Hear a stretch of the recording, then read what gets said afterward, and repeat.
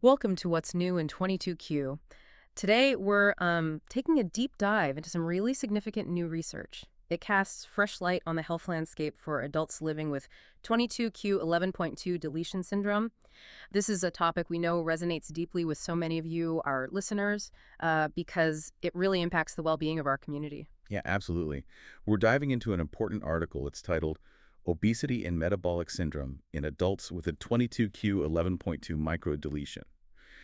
This pivotal work was led by Hester Jaspers Faijer-Westerink and her colleagues, and it was just published in 2025 in the International Journal of Obesity. Okay, let's unpack this then. It sounds like it touches on some really fundamental health challenges.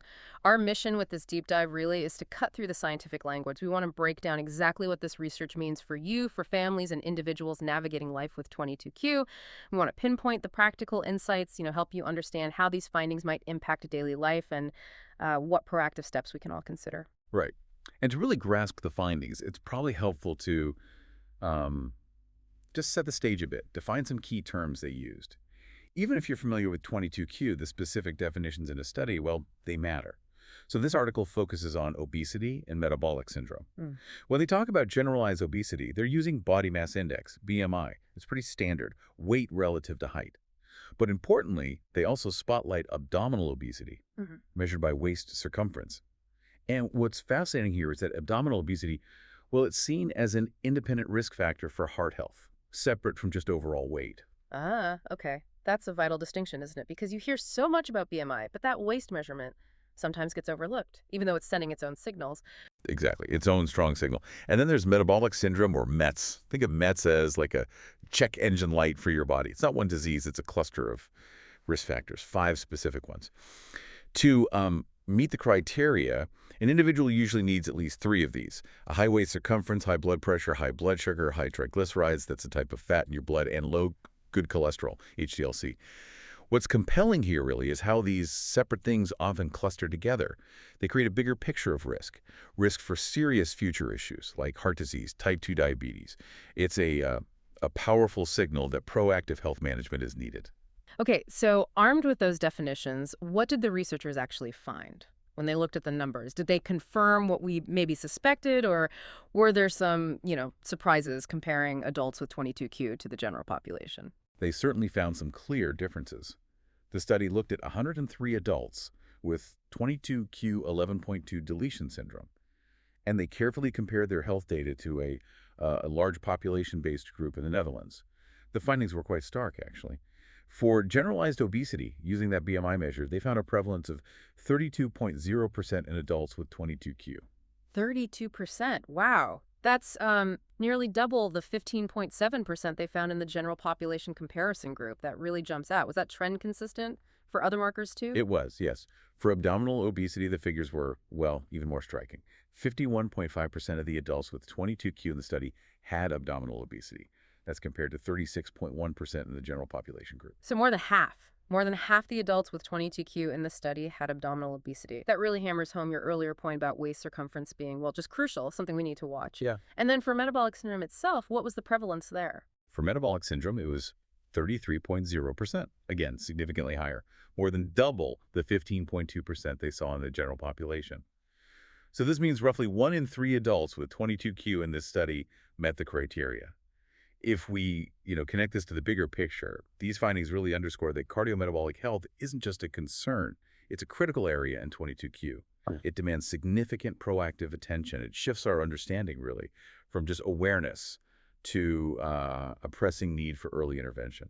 Yeah, those numbers are certainly eye-opening. And for many families listening, these aren't just stats, are they? They're about their loved ones. So let's dig into the why a bit. Did the researchers find specific factors linked to this higher prevalence of obesity and METs?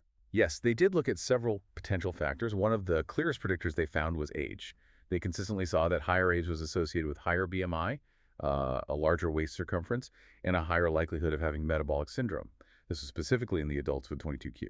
It suggests the risk for these conditions tends to, well, compound or increase as individuals get older.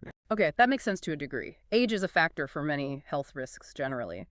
But does the study give any insight into why age might accelerate these risks more, maybe, in the 22q community? Is it like a compounded effect? That's a great question. And it's definitely an area for more research. The study itself, it highlights the association. It implies we need more vigilance with age, Mhm. but it doesn't definitively pinpoint why the acceleration might be more pronounced in this group. Right. It could be prolonged exposure to the underlying genetic effects of the deletion, maybe, Yeah. or other lifestyle factors just adding up over time. Future studies could really help us understand that why better. Right. Now, what about something we often get asked about? The role of antipsychotic medication. It's known sometimes to cause weight gain. What did this specific study find there? Was it a major factor?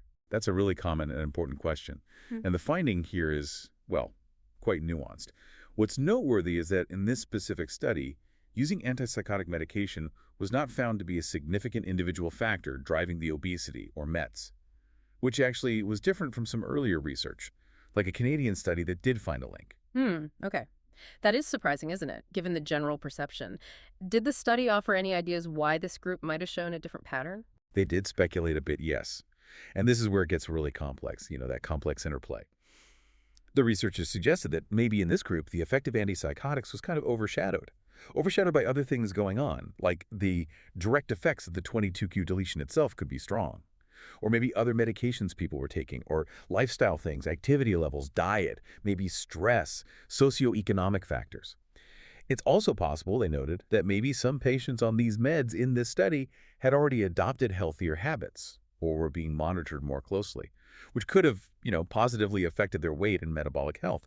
It just shows health is rarely about one single cause, is it? It's usually a whole system of interacting factors. Absolutely. That complexity is exactly why research like this is so valuable. It Mm. challenges assumptions, gives us a fuller picture. So, okay, beyond the data, what does this actually mean for you listening, for your loved ones day to day? Why do these health markers, obesity and METs, why do they matter so much? Well, they matter profoundly because these conditions significantly raise the risk of serious long-term health problems. Right.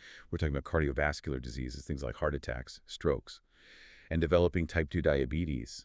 These conditions can deeply impact someone's quality of life and, sadly, even their longevity. Understanding this increased predisposition, this higher risk, it's really the vital first step, a step towards proactive health management and hopefully better long-term health. It empowers us to act, you see. Knowing that increased risk really does shift the focus towards prevention, towards ongoing management. So, for families and caregivers listening right now, what are the practical takeaways, the actionable recommendations from this article they could maybe use? The article really underscores several key recommendations, and I think they can be framed positively, realistically. First, there's a clear call for early and careful monitoring. This means consistent health checks starting from a young age, not waiting until problems pop up or symptoms show, like regular checkups that include tracking weight, yes, but also waist circumference, blood pressure, and doing blood work for glucose and lipids, even without symptoms. Just knowing the predisposition is there allows for potentially earlier intervention. Right, so it's about being proactive, consistently attentive, almost like having a health roadmap from early on. Exactly, a roadmap. Secondly, the findings really highlight the critical need for promoting healthy lifestyles. Now, this isn't necessarily about drastic, unsustainable changes. It's about encouraging a healthy diet and regular physical activity for individuals with 22q. And this advice, of course, needs adapting to everyday life, making healthy choices accessible, sustainable where possible. Small, consistent steps often make the biggest difference over time. And is it just lifestyle? Or are there specific medical checks that should be on the radar for adults? That's a good point. The third recommendation is to advise regular cardiovascular risk assessments for all adults with 22q. This lets healthcare providers proactively spot and manage any emerging risks, high blood pressure, cholesterol issues before they become bigger problems. It's about a comprehensive approach, integrating lifestyle with that medical oversight. It's also important, though, to acknowledge something the authors mention. While these recommendations are crucial, we still need more studies on the effectiveness and feasibility of specific lifestyle programs tailored for the 22q population. This research tells us the what, but we still need more work on the best how for this specific group. It's a realistic perspective. And this deep dive, and actually the whole What's New in 22q series, is brought to you by 22q11 Europe. They're the European association supporting families living with 22q11 deletion syndrome. Their support helps make sure we can bring you these important updates directly from the latest research.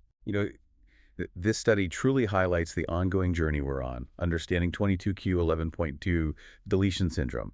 It really invites us all to think about how we can best support proactive health management, not just, reactive treatment, especially for our loved ones. In a world where genetic insights are constantly evolving, it challenges us, I think, to integrate this new vital knowledge into daily life and into healthcare practices, always aiming to empower our community with the best possible information. Thank you so much for listening to What's New in 22Q, produced by 22Q in Europe. Take care, stay well, and we'll talk to you soon.